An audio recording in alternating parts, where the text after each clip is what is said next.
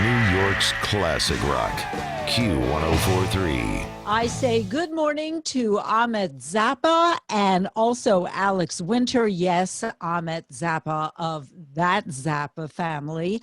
Ahmet is the producer of the documentary Zappa. I don't even call it a documentary, I call it a love letter to Frank Zappa.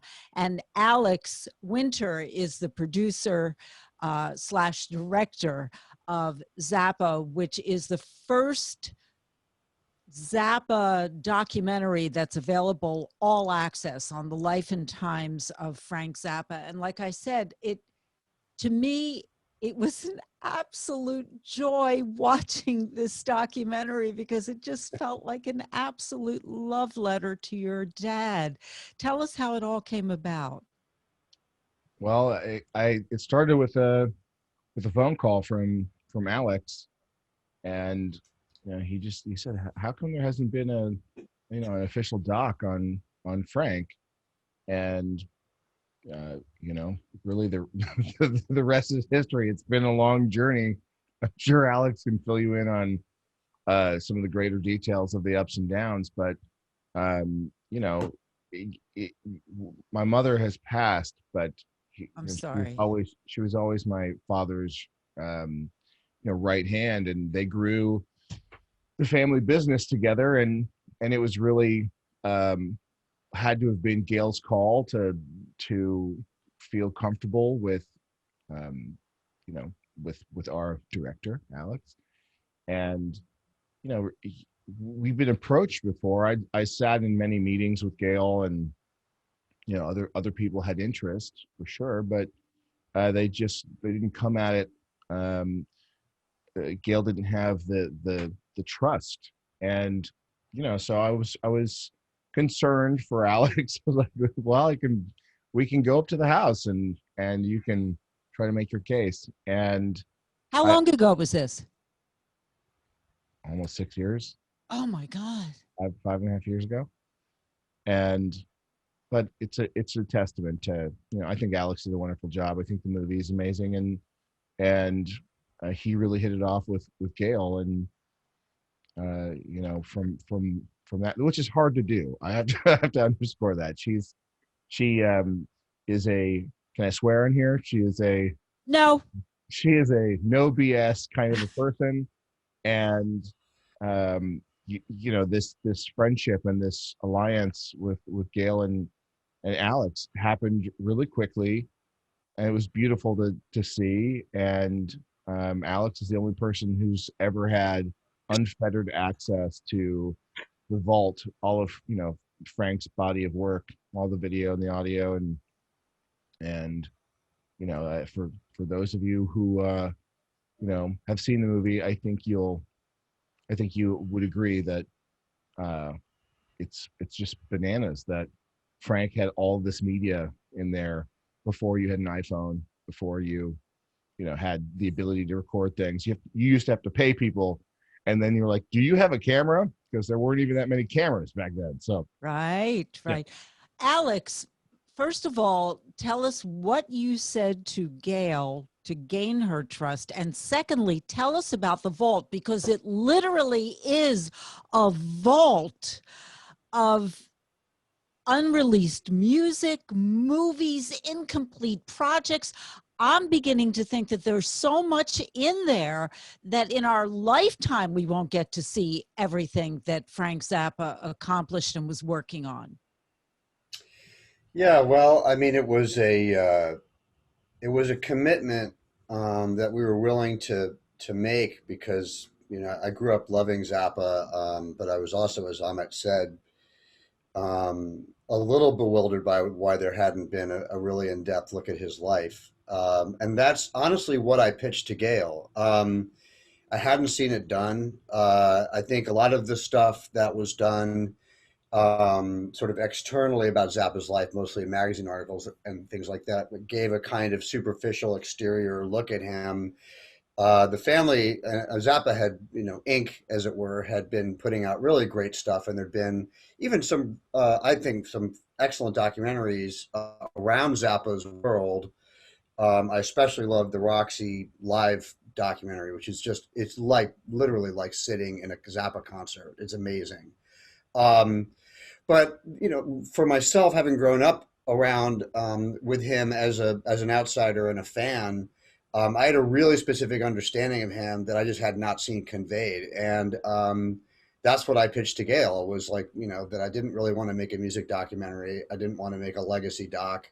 I didn't want to make a piece of fan service. I was really interested in connecting Zappa to the times in which he lived, and digging into who he was as an artist and a human being, and a conflicted human being living in a very difficult period in American history, trying to make art and then trying to be a citizen with rights and freedom. And Zappa being Zappa, he engaged with all those things very directly. He didn't just work in an ivory tower and make his groovy music. You know, he rolled up his sleeves. He went to the Senate. He went to Czechoslovakia, and he was engaged. So I've known Ahmet for some time, and you know, as he said, I called him and asked him what he thought the odds were, and he said not very good. Yeah. All right. so, Great figure. yeah, he said, you're welcome to spend, you know, I can probably get you to sit down with Gail. I'm not sure there'll be much past that. Okay, let's And get that- to some nuts and bolts, because I want to whet my listeners' appetite for the movie Zappa, available all access. Let me mention a few things that struck me, and then you can elaborate on it. First of all, Frank Zappa really considered himself, and really was, a composer. He would never want to be known as a rock artist. He was a composer, and a great composer at that. Secondly, he didn't do drugs. He, point blank, did not do drugs. Third, with the Parents Music Resource Group, I think it was back in the 80s when they were trying to put warning labels on music. PMRC, yeah. Right. And that was led by Tipper Gore, by the way.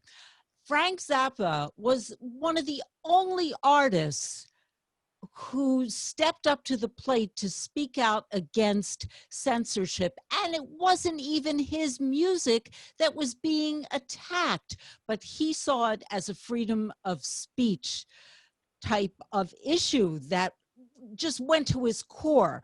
So elaborate on any of those. Oh, and Czechoslovakia. Tell us about Czechoslovakia and how he became the symbol for music and freedom in Czechoslovakia. Well, there's you touched on a bunch of stuff. So yes, you know, I think it was important to my mother and to me too. And you know, it's Frank in his own words, just to highlight the fact that he was a composer, and that certainly comes across in the doc, much to my delight.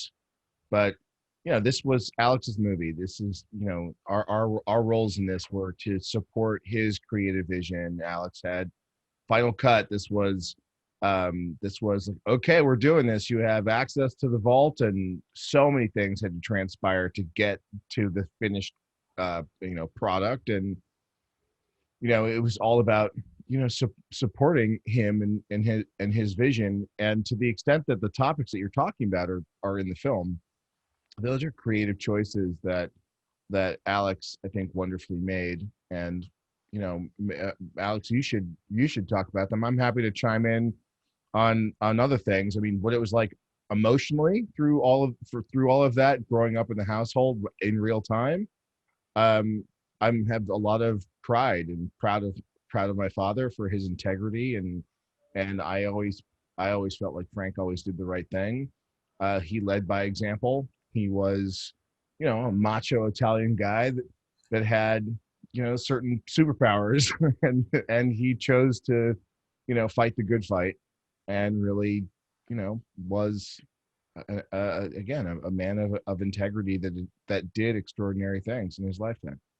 Yeah, I mean, the thing is he was Zappa was and I don't want to say that he wouldn't have called himself a rock artist. I think that, and the film isn't really trying to say that he was the composer, you know, above all. I don't think Zappa wanted to be put in any box. I think that he worked very hard his whole life to be his own person without hard definitions.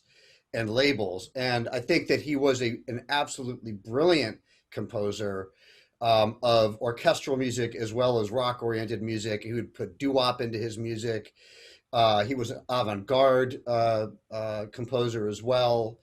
And he did all these things exceptionally well. But he also wasn't the kind of person who just stood around and watched the times roll along and not have some kind of take some kind of initiative in what was going on around him. And that was something I had great respect for him about, because a lot of other artists just stuck their head in the sand and took the money and went home. And when he saw authoritarianism on the rise, when he saw censorship on the rise, when other countries were having trouble engaging with the U.S., he just got on a plane and went to Russia, went to Czechoslovakia, got down to the Senate and fought for censorship, as you said, for artists. It wasn't even his work that was being endangered at that time.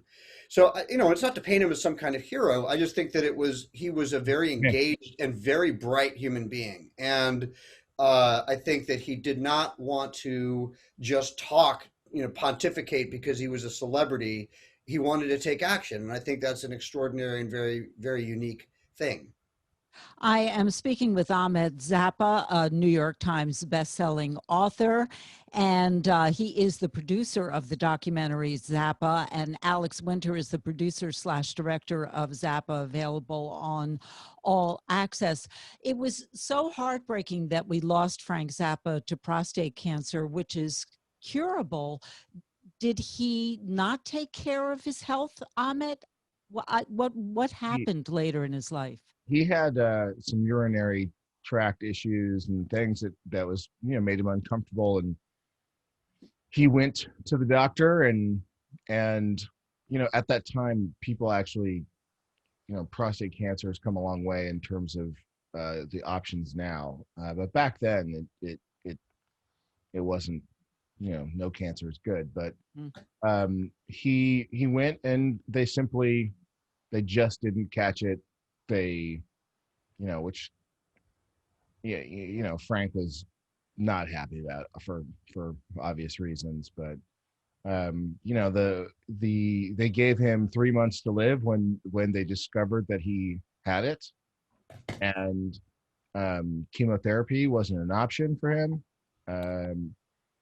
He tried many things, but the point being, they gave him 3 months to live, and he just burned the candle at both ends immediately at that point, and lived for 3 years without knowing knowing that there was nothing that was going to save him, and just was singularly focused on work, and he made one of the, I think, one of the crown jewels of his musical career with the Yellow Shark record that came out, and he passed away a few months after that experience.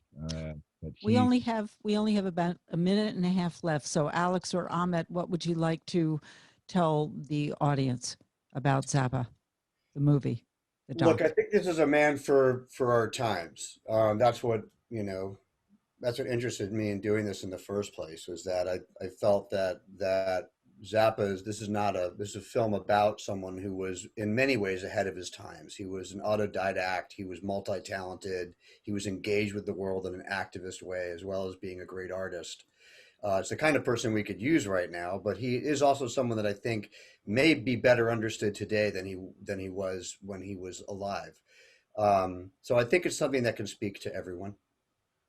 Ahmet? I agree. I'll just say thank you to all the people that were involved in making the film. The fans really rose to the challenge and helped make this movie possible. But for me, I agree with Alex. I think if you watch this film and you're thinking about our political climate and the things that my father talks about, he passed away many years ago. He would have been 80 in December. So, not, sadly, spooky how certain things have come back around, or you could look at how very little has changed. But my father was a freedom fighter. Damn it. And what is the next thing that will be released from the vault? Oh, you'll just have to wait and see. You know, I'm not gonna spoil it. I mean, some condors. We'll release some condors from from the vault. Okay, I thank you, Ahmet Zappa and Alex Winter, for the beautiful documentary. New York's classic rock. Q1043.